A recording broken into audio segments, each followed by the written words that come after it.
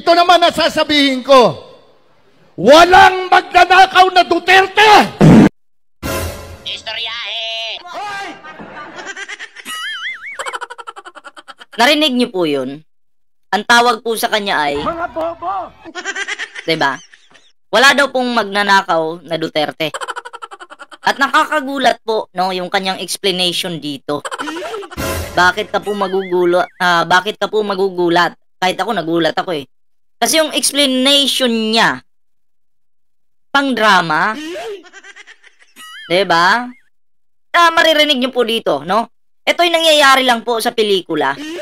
Diba? Hindi po ito nangyayari sa totoong buhay. Ito po, panoorin po natin ang buo. Yung kanyang drama. Drama to eh. Ito naman ang sasabihin ko. Ano yon? Walang magnanakaw na Duterte! Confidential funds nawawala. Imbis panoorin natin ang buo, palaging pumapasok sa isipan ko yung confidential funds. Kasi wala nga daw magnanakaw. Walang magnanakaw na Duterte. Kawatan lang. Diba? Kawatan lang.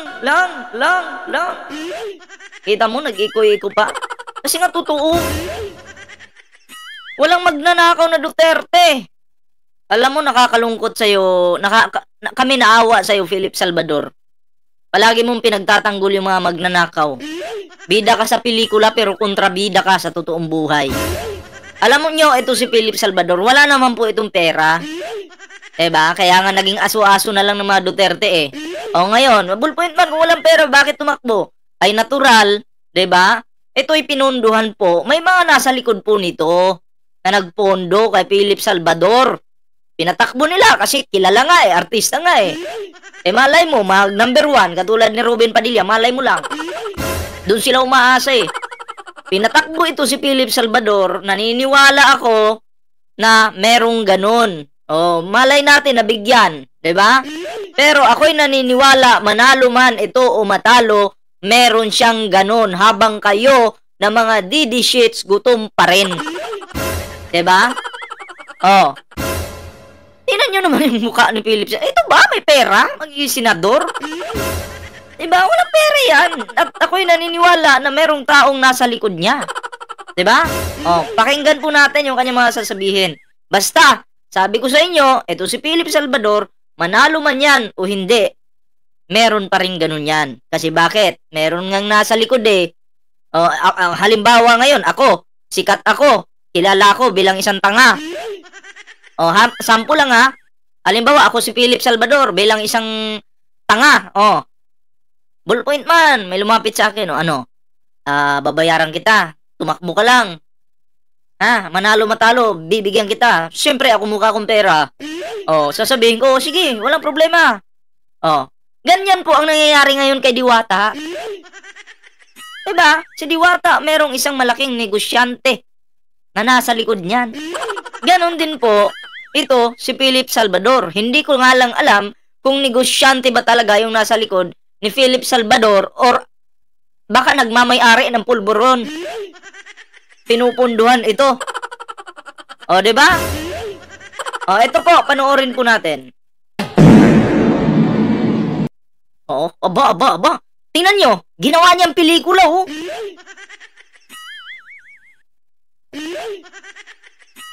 Ganyan ba? Nadadala kayo sa mga ganyan? Yung mga pa-acting-acting, yung mga pa-astig-astig na mga salita sa stage? Hindi po uunlad yung bansa sa mga ganyang strategyeng bulok. Philip Salvador, anong ginagawa mo? Ba't ganun ka? Panoorin nyo. Wala! Ito sabi nyo. Duterte! Walang magnanakaw na Duterte! Dinadaan kayo sa sa salita, yung paangas-angas na salita. Ito sa'yo.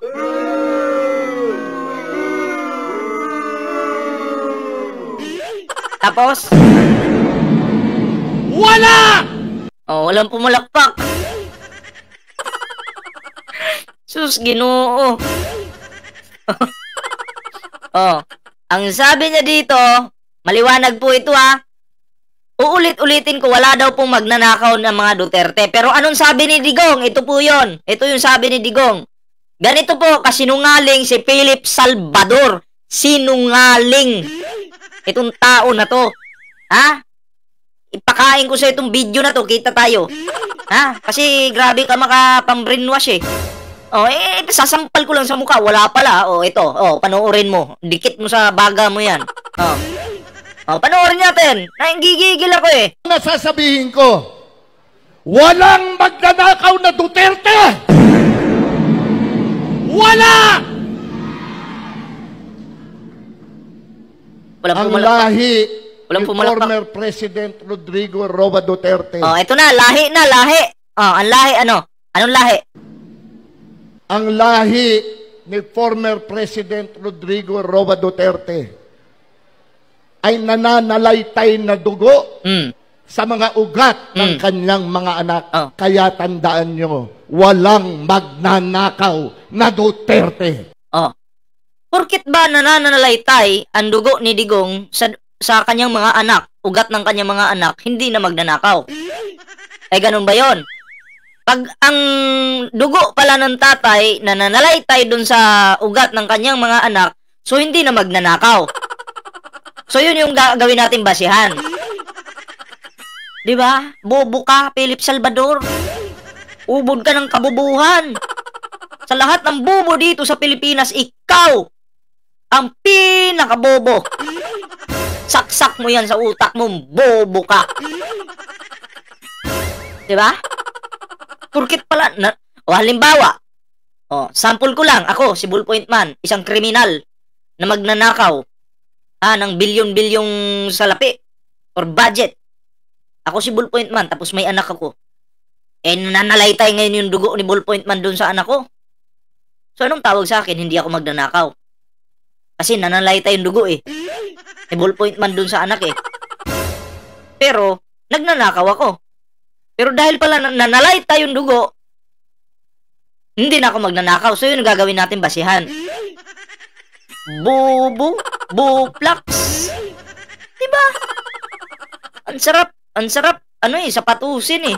K.O. Kailanman. At saka Anong sabi ni Digong? Ito na yung sabi ni Digong. kayo, I hate corruption. Hindi ako nagmamakalinis. Di siya nagmamakalinis. Marami rin akong nanakaw pero naubos na. Ano yun? Si Digong na mismo yung umamin, oh. Marami din pala siyang ninakaw. Pero naubos na. Pero ako hindi naniniwala na ubos na. Nakatago lang. 'Di ba? Maliwanag na sa inyo ngayon. Maliwanag na sa inyo, no? Na talagang magnanakaw si Digong at sinungaling itong si Philip Salvador. 'Di ba? Kahit pa Philip Salvador, anong sabi mo dyan na hindi magnanakaw si Digong? Ayan, nilaglag ka na, oh. Ang problema kasi dito, ginagawang tanga ni Philip Salvador yung mga Pilipino. Diba? Hindi na po pagmamahal sa bansa yung mga ganyang galawan eh. Oo, pera-pera na yan. Diba? Tama, Philip Salvador. Bobo ka. Booking ka eh. Di mo ginalingan eh, kaya bobo ka. Diba? Ganun po yun. Nakakahiya itong mga artista na to na itong mga ganito may sariling interes eh. 'Di ba? Wala naman talagang pagmamahal sa bansa to. Wala ngang pagmamahal sa anak yan eh. Bansa pa kaya? 'Di ba? Bakit? Mahal ba ni Philip Salvador yung anak niya?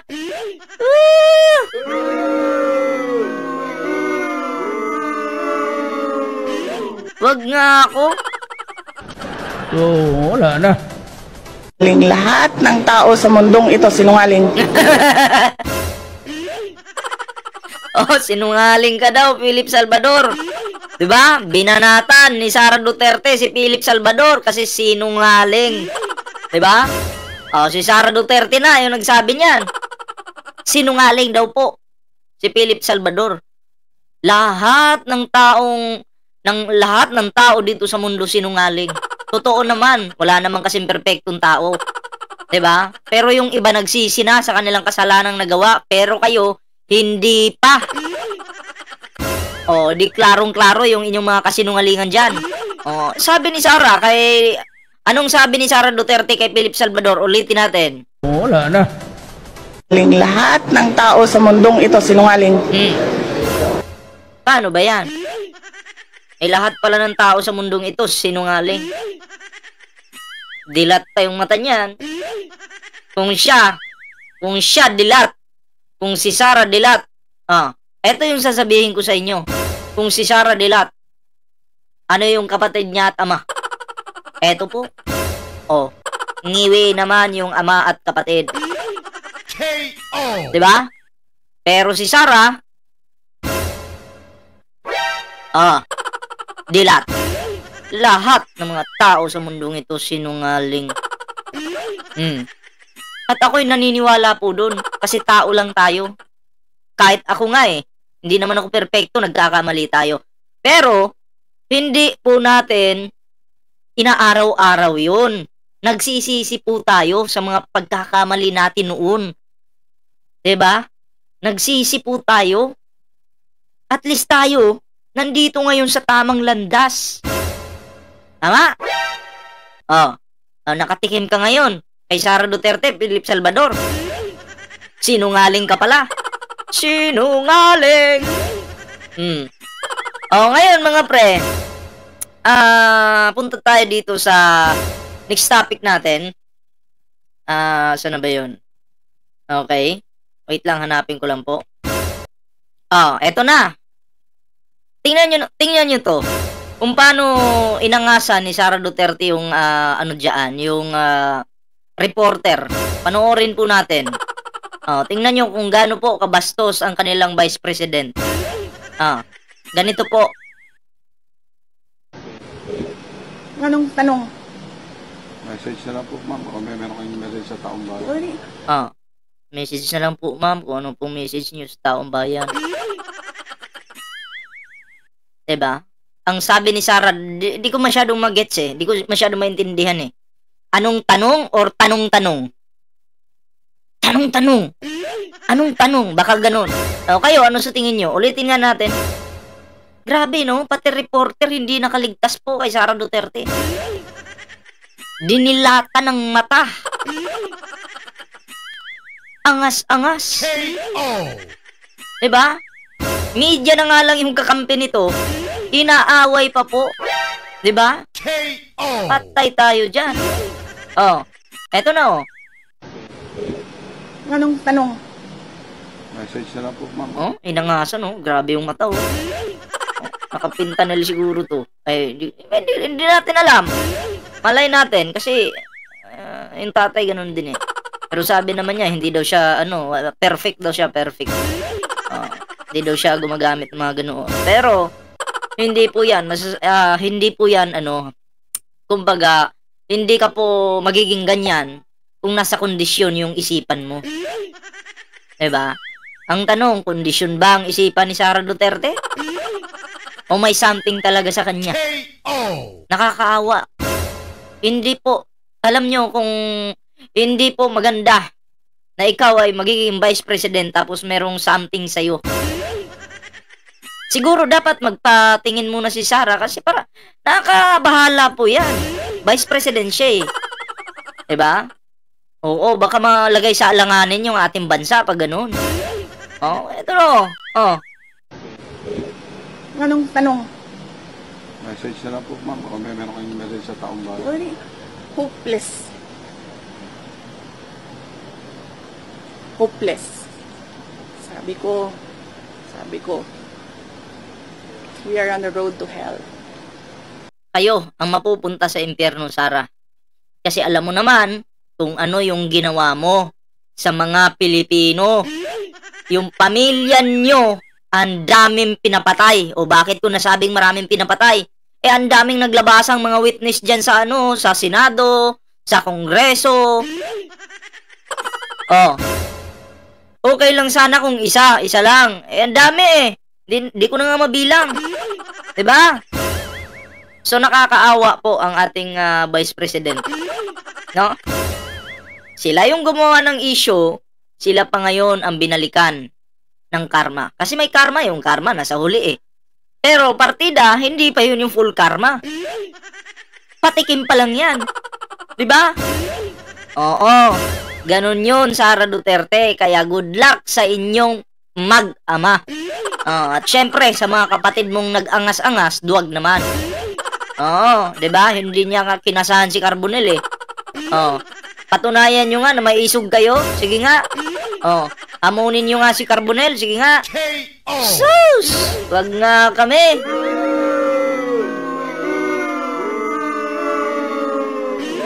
Diba? Alam nyo na ngayon kung gaano kabangag ang pamilyang Dutae. So, ayan lang po ang ating video. Huwag kalimutang i-share, like, ayan ha. At salamat po sa mga bago natin subscriber dyan. Mag-subscribe na kayo. Salamat guys at kita-kits po ulit tayo mamaya. Bye-bye guys!